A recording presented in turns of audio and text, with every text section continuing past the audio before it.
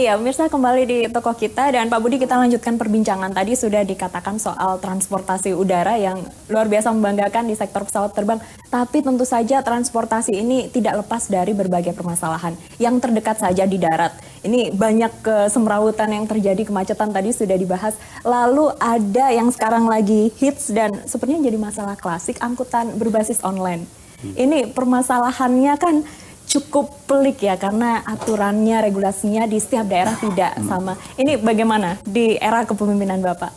Jadi taksi, termasuk taksi online, ini seolah-olah terbelah dua. Taksi online dan taksi konvensional. Kita mengamati bahwasanya taksi konvensional ini satu kelompok taksi yang sudah melayani kita sekian lama dan bagus dan dilayani oleh semua masyarakat, termasuk mereka yang mengandalkan penghidupannya di sana, supir-supir taksi itu, dan mereka terjamin hidupnya. Tiba-tiba ada namanya online. Online ini adalah satu pengoperasian taksi dengan cara berbasis daring atau berbasis online, canggih. Dan saya nyatakan itu merupakan suatu keniscayaan. Harus kita terima dan harus kita akomodasi. Baik. Nah, oleh karenanya apa yang pemerintah? Pemerintah kan ibarat orang tua punya banyak anak. Yang satu baru canggih, yang lama kan berjasa. Dan ini memberikan penghidupan bagi masyarakatnya. Nah, makanya pemerintah membuat satu aturan yang menjembatani keduanya, memberikan kesetaraan agar mereka tetap survive, yang mereka bisa masuk, ya. Nah, kalau kita bicara ada satu keributan yang kecil yang besar, kan wajar. Ada dua anak, nggak mungkin kita satu anak ini terus jadian. Jadi ini satu. Tapi dialog yang kita lakukan adalah yang penting daripada apa yang kita lakukan adalah bagaimana kita melayani masyarakat dengan baik, ya. Artinya apa? Benar, bayarnya murah. Oke. Tapi harus tanggung jawab, ya. Harus apa? Harus mengutamakan safety. Safety kita dapatkan dari apa? Mereka punya SIM A umum. Mereka mengcare mobilnya juga gitu. Terus tarifnya jangan ugal-ugalan murah banget. Kalau murah banget itu bagaimana dia mencadangkan uang untuk memperbaiki mobil. Dan kalau dia membuat itu murah, dalam bahasa ekonomi itu adalah predatory pricing, membunuh orang lain dengan memberikan diskon, ya jangan dilakukan. Kan kita harus membayangkan, kita punya juga saudara yang sopir, punya juga yang punya angkot. Nah, kita memberikan ruang pada mereka untuk belajar. Kesetaraan ini kita berikan supaya ini eksis, tapi ini belajar untuk mengimprove diri. Lebih murah, lebih bagus. Saya yakin kalau kita punya komunikasi yang bagus, itu bisa terlaksana dengan baik. Ini regulasinya sudah dibuat yang adil, tidak memihak ke satu sisi yang konvensional atau yang online. Tapi apakah di lapangan sudah dilakukan dengan baik implementasi? Kalau baik, belum semuanya. Tapi paling enggak saya udah masuk kolong. Nah, waktu KIR, kan ada online yang nggak mau. Saya ajak, yuk kita lakukan itu. Nah, sekarang dia mau. Sudah semua online sudah mau melakukan ya, termasuk yang konvensional.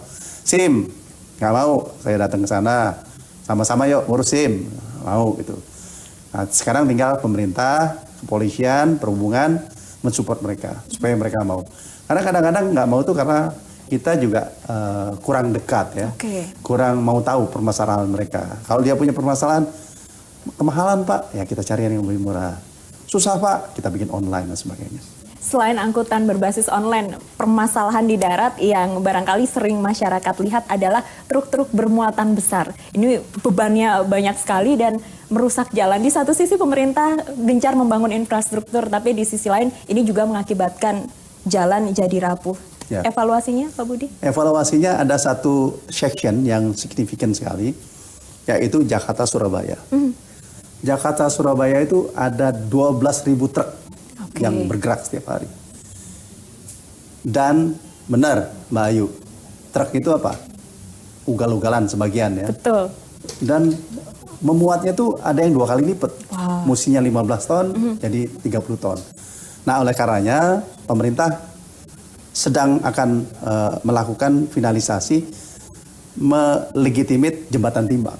Ya, Jembatan timbang itu jembatan akan timbang ada itu, di mana? Selama ini kan oleh Pemda Oke. sudah diberikan kepada pemerintah pusat. Kita akan legitimate, kita akan kontrol besar muatan, berat muatan, dan itu ada 3 hal yang akan diselamatkan. 1, kerusakan jalan, kecelakaan yang akan turun, ya, dan yang terakhir adalah kemacetan.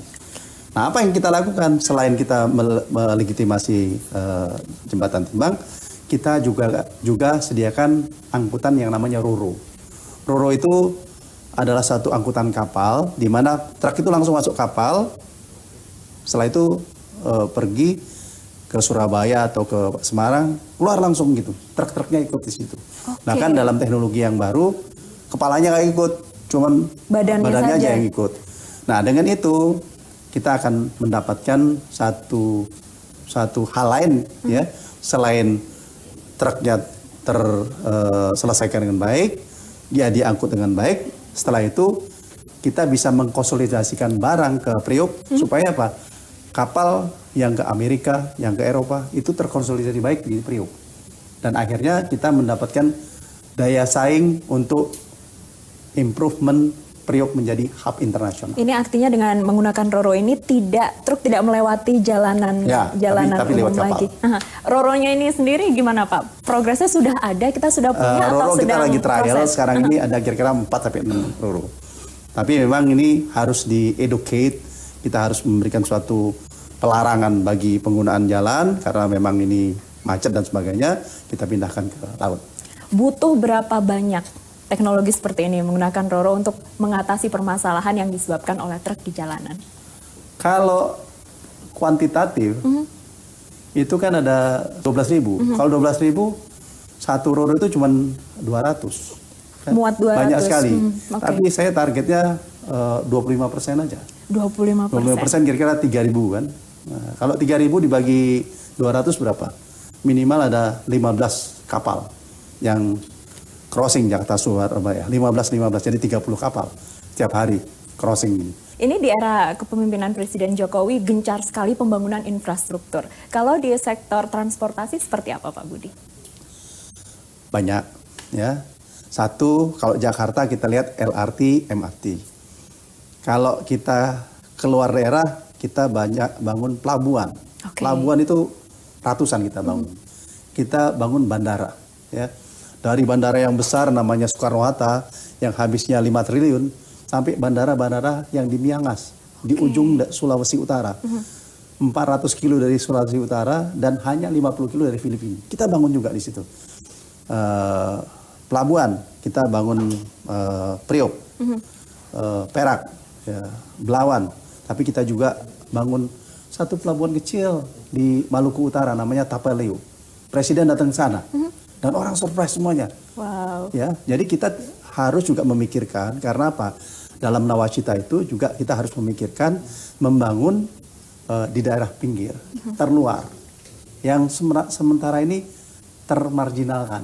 Nah, oleh karenanya kita ingin sekali semua Indonesia NKRI ini kita layani dengan baik. Baik, menarik sekali. Jadi pembangunannya sedang dilangsungkan tidak hanya di kota besar, tapi juga di pelosok-pelosok. Infrastrukturnya sedang dipersiapkan. Ya. Bagaimana dengan moda transportasinya? Menarik ini Mbak. Jadi kalau kita soal moda, ya, kita contoh yang high profile aja lah. Pesawat terbang, ya. Kita lihat bahwasanya bandarnya udah bagus. Soekarno-Hatta itu menjadi satu bandara yang sibuk di dunia. Ya, ranking juga naik. Jadi perform gitu ya. Nah, kita juga punya Garuda yang membanggakan. Garuda itu dapat apresiasi banyak. Garuda kita improve. Ada Lion, ada Sriwijaya, ada banyak lagi. Tugasnya apa? Tugas daripada para operator airline untuk menjamin konektivitas di pulau-pulau, di banyak pulau-pulau. Nah, kita bayangin bagaimana kita mau ke Anambas, bagaimana mau kita ke Banda, mau ke mana. Nah, ini kita dengan stakeholder aviasi ini sangat close dan memikirkan bagaimana itu tercapai. Belum lagi kalau berkaitan dengan sarana, katakanlah sarana kereta api, ya. Sekarang lagi dibangun Jakarta-Bandung. Kita lagi bicara nih dengan Jepang, katakanlah. Jakarta menuju ke Surabaya, ya. Sekarang kan 9 jam, 10 jam, nanti 5 jam. Wow. Ya. Ini targetnya akan dirampungkan kapan? Kita akan rampungkan dalam 2 tahun. Baik, kita akan jalan-jalan. Pak Budi tadi sudah berjanji kepada saya dan pemirsa akan mengajak ke salah satu ruangan. Usai jeda pemirsa tetaplah bersama kami di Tokoh Kita, segera kembali.